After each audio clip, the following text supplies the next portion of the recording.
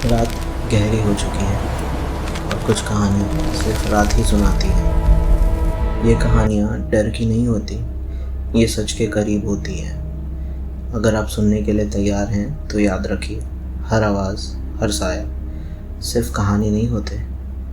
मैं हूँ रात्रि कथाकार और आज की कहानी उस कलम के पांचवें मुसाफिर की है। कलम बीच की वो रात बड़ी अजीब थी। सनी का 25वां बर्थडे था। 4 दोस्त सनी, रोहन, विक्की और समीर बीच पर पार्टी कर रहे थे। पार्टी में मजाक था, म्यूज़िक था और थोड़ी बूझ भी थी। लेकिन दोस्तों, याद रखना, जब दिमाग नशे में धुंधला होता है तो हमारे मेंटल डिफेंसेस की दीवार कमज़ोर पड़ जाती है। नेगेटिव एंटिटीज़ हमेशा ऐसे ही मौक़ों के तलाश में रहती हैं। पार्टी तो ख़त्म हो गई, पर उनकी असली मुसीबत अब शुरू होने वाली थी। रात के 2:15 बज चुके थे। 2 बाइक्स निकली, सनी और रोहन एक बाइक पर, विकी और समीर दूसरे बाइक पर। उन्हें जल्दी घर पहुंचना था, इसलिए उन्होंने सॉल्ट पैन्स के बीच से गुजरने वाला वो सुनसान शॉर्टकट लेने का फैसला किया। हवा ठंडी थी और रास्ता नमक के ढेरों से घिरा हुआ, जो अंधेरों में किसी लाश के ढेर जैसा लग रहा था। सनी का सर अभी भी पार्टी के हैंगओवर में था और यही वो पल था जब उसकी अवेयरनेस सबसे कम थी। राक्षस वट, वो पुराना बरगद का पेड़ जो रास्ते के ऊपर एक साए की तरफ फैला हुआ था। सनी ने बाइक रोकी रोड के साइड में, क्योंकि उसे लगा उसके टायर में कुछ फंसा है। बाइक से उतरते वक्त लड़खड़ाते कदमों से सनी का पैर जमीन में दबे एक पुराने मिट्टी के घड़े से टकराया। वो घड़ा फट गया। उसमें से राख और किसी पुरानी बलि के निशान निकले, जो सनी के जूतों पर लग गए। सनी ने उसे गंदा कचरा समझकर झटक दिया और गले में खराश होने से वहां थूक कर वापस बाइक पर बैठ गया। उसे नहीं पता था कि उसने अनजाने में एक सदियों पुराने बंधन को तोड़ दिया है। सनी ने जैसे ही बाइक स्टार्ट की, एक जोर का झटका लगा। दोनों बाइक्स की हेडलाइट एक साथ फ्यूज हो गई। एक पल में सब कुछ गहरे अंधेरे में डूब गया। सनी ने मोबाइल निकालना चाहा, पर उसका फ़ोन अचानक स्विच ऑफ हो गया। अंधेरे में सनी को महसूस हुआ कि बाइक का सस्पेंशन नीचे धंस गया। रोहन, जो बीच में बैठा था, थक सा गया। उसे लगा कि उसके पीछे कोई बहुत भारी और ठंडा कुछ बैठा है, जिसने अपने हाथ उसके पेट पर कस के लपेट दिए हैं। वो हाथ इंसानी नहीं, बल्कि गीली मिट्टी और नमक के बने लग रहे थे। वो पक्की सड़क अचानक मोम की तरह नमक हो गई थी। टायर सड़क के अंदर धंसने लगे थे, जैसे रास्ता उन्हें निगलना चाहता हो। लेकिन सबसे खौफनाक चीज़ नीचे थी। चांद की रोशनी में उनकी परछाई बदल चुकी थी। बाइक्स तो 2 थीं, पर परछाइयाँ सड़क पर 3। सनी की बाइक पर 2 नहीं, 3 लोग बैठे थे। बीच वाली परछाई का सिर्फ एक अजीब कोने पर झुका हुआ था और उसके हाथ रोहन के पेट पर कस के लिपटे हुए थे।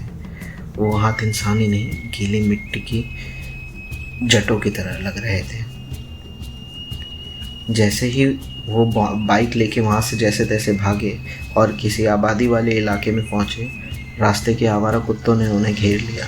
वो बाइक पर नहीं, बल्कि उस बाइक के पीछे हवा पर भौंक रहे थे। कुत्तों की आंखों में ऐसी दहशत थी कि वो डर के मारे सड़क पर दुबक कर रोने लगे। लोग अपनी खिड़कियों से उन्हें देख रहे थे, इसलिए नहीं कि वो शोर कर रहे थे, बल्कि इसलिए क्योंकि बाइक जहाँ से गुजर रही थी वहाँ पीछे काली गीली मिट्टी के निशान बन रहे थे, जबकि मौसम बिल्कुल सूखा था। अपने अपने घर पहुँचने के बाद उनको लगा कि जो जैसे तैसे रात बीत जाएगी, सब नॉर्मल हो जाएगा। लेकिन कुछ गलतियां हमारा पीछा नहीं छोड़ती। अगले 48 घंटे उन चारों की रूह निचोड़ देने वाले थे। वो जैसे तैसे अपने अपने घर पहुंचे, लेकिन वो अकेले नहीं पहुंचे, उनके साथ कोई और भी आ गया था। चारों दोस्तों में से सनी की हालत सबसे ज़्यादा फिजिकल और घिनौनी थी। उसने वो घड़ा तोड़ा था, इसलिए वो एंटिटी का असली टारगेट था। सनी को महसूस होता था कि उसके फेफड़ों में सांस नहीं, बल्कि गीली मिट्टी भर रही है। वो हर 10 मिनट में खांसता और उसके थूक में नमक के काले ढेर और बरगद के पेड़ की बारीक जड़ें निकलने लगी थीं। उसके जिस्म से सड़ी हुई मिट्टी की बदबू आने लगी जो परफ्यूम से भी नहीं जाती थी। उसके नाखून धीरे धीरे काले पड़कर मिट्टी की तरह झड़ने लगे। रात को जब वो सोता तो उसके बिस्तर के नीचे नमकीन पानी का एक तालाब बन जाता, जैसे उसके शरीर का सारा नमक बाहर निकल रहा हो। रोहन ने उस मुसाफिर का वजूद अपनी पीठ पर महसूस किया था और अब भी वो उसे छोड़ नहीं रहा था। रोहन जब भी सोता उसे स्लीप पैरालिसिस होने लगता। उसे लगता कि कोई बहुत भारी और गीला इंसान उसके सीने पर बैठ गया है।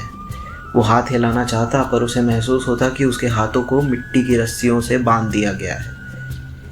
धीरे धीरे रोहन का दम घुटने लगता। उस वक्त ऐसा लगता जैसे कोई उसके पेट को कसकर दबा रहा है। चारों दोस्तों में सबसे अच्छी रिकॉर्डिंग विकी करता था, तो पूरे ट्रिप की रिकॉर्डिंग करने के लिए विकी को चुना गया। तो जब वहाँ से वो लोग वापस आए और फिर उन पूरे ट्रिप के वीडियोस को रिव्यू कर रहा था वो, तब उसने अपने फ़ोन में देखा कि उसके हर स्क्रीन पर बस वही बरगद का पेड़ दिख रहा था। स्क्रीन पर मानो स्टैटिक नॉइज़ आने लगती और धीरे धीरे वो स्टैटिक एक चेहरे का रूप ले लेती। एक ऐसा चेहरा जिसमें आंखें नहीं थी, सिर्फ काली मिट्टी भरी हुई थी। और उसके हेडफोन्स में अचानक से कुत्तों के रोने और गीली मिट्टी के गिरने की आवाज़ आने लगती। वो आवाज़ इतनी असली होती कि वो डर के मारे अपने हेडफोन्स फेंक देता, पर आवाज़ तब भी गूंजती रहती। तुमने बंधन तोड़ा है, अब तुम हमारे हो। तुमने बंधन तोड़ा है, अब तुम हमारे हो।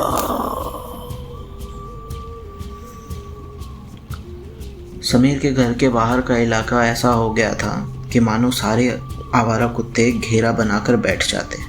वो भौंकते नहीं बल्कि एक सुर में रोने लगते। जब भी समीर अपनी खिड़की के पास आता तो उसे महसूस होता कि मानो बाहर से कोई उसे झांक के देख रहा हो। उसको हर वक्त महसूस होता कि स्ट्रीट लाइट्स के अंधेरे के कोने में कोई खड़ा है, एक लंबी धुंधली परछाई जो तब तक नहीं हिलती जब तक समीर वहाँ देखता रहता। जैसे ही वो पलक झपकाता वो परछाई 2 कदम और करीब आ जाती।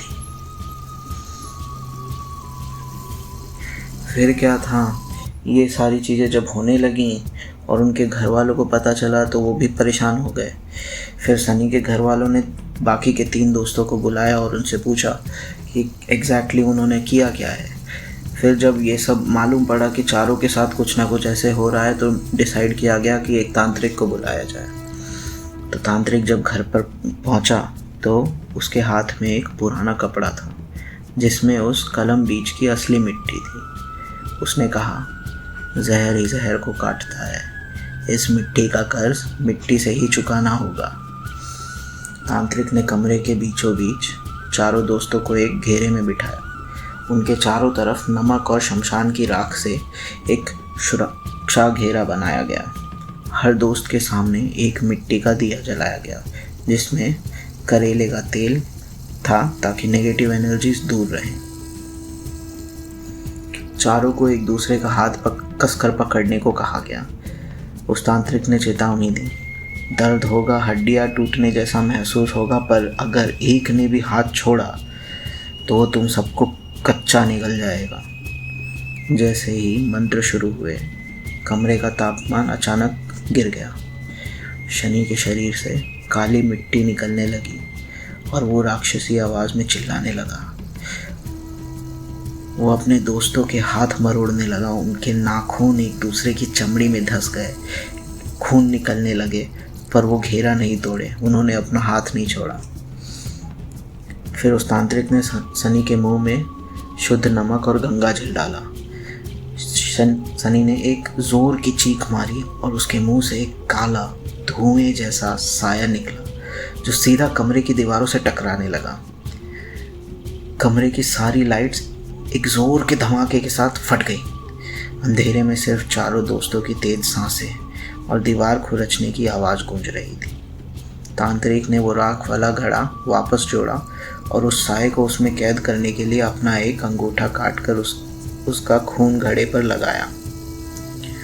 सुबह हुई, डर खत्म हो गया या उन्हें ऐसा लगा, पर सनी की गर्दन पर वो 5 नीले निशान हमेशा के लिए रह गए। आज भी जब वो चारों साथ बाइक पर निकलते हैं, वो हमेशा एक खाली 5वां हेलमेट बाइक के पीछे बांध देते हैं। उन्हें लगता है कि अगर वो मुसाफिर को इज्जत नहीं देंगे तो वो दोबारा उनकी हेडलाइट्स फ्यूज़ कर देगा और उनके फेफड़ों में मिट्टी भर देगा।